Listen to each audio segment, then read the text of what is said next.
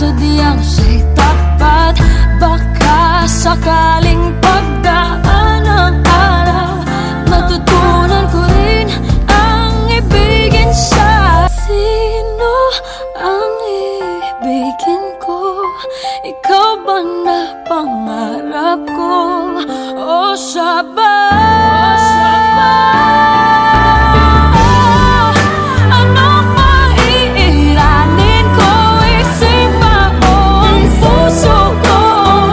Nalilitong, litong, litong, litong, litong, litong, litong. Sinong pipiliin ko? Mahal ko o mahal ako?